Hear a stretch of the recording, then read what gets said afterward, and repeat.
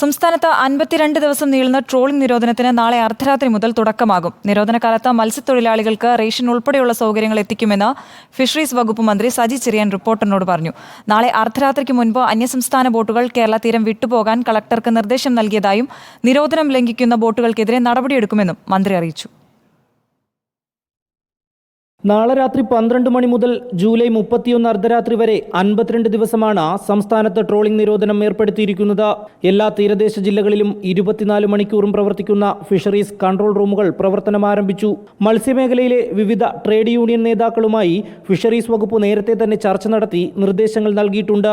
നിരോധന കാലയളവിൽ മത്സ്യത്തൊഴിലാളികൾക്ക് സൗജന്യ റേഷൻ നൽകുന്നത് ഊർജിതപ്പെടുത്തുന്നത് അടക്കമുള്ള സൗകര്യങ്ങൾ ഏർപ്പെടുത്തുമെന്ന് ഫിഷറീസ് വകുപ്പ് മന്ത്രി സജി ചെറിയാൻ റിപ്പോർട്ടറിനോട് പറഞ്ഞു.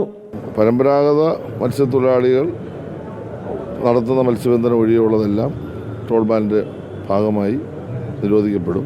അവർക്ക് ചില പ്രയാസങ്ങൾ വരാൻ സാധ്യതകളുണ്ട്. സമ്പാദ്യ സമാശ്വാസ പദ്ധതി വഴിയുള്ള പണം ഞങ്ങളിപ്പോൾ കൈമാറിക്കൊണ്ടിരിക്കുകയാണ്. മറ്റു തരത്തിൽ സൗജന്യ റേഷനും മറ്റു കാര്യങ്ങളെല്ലാം ഇതിൻ്റെ ഭാഗമായി സാധാരണ കൊടുക്കുന്ന രൂപത്തിലുള്ള പ്രവർത്തനങ്ങൾ നടക്കുന്നു. ട്രോളിംഗ് നിരോധന കാലയളവിൽ ഇൻബോർഡ് വള്ളങ്ങൾക്കൊപ്പം ഒരു കാരിയർ വള്ളം മാത്രമേ അനുവദിക്കൂ.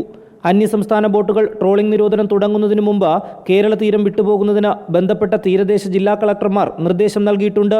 ട്രോളിംഗ് നിരോധനം ലംഘിക്കുന്ന ട്രോൾ ബോട്ടുകൾക്കെതിരെ കർശന നിയമ നടപടി സ്വീകരിക്കാനാണ് ഫിഷറീസ് വകുപ്പിൻ്റെയും കോസ്റ്റൽ പോലീസിൻ്റെയും തീരുമാനം. റിപ്പോർട്ടർ, തിരുവനന്തപുരം.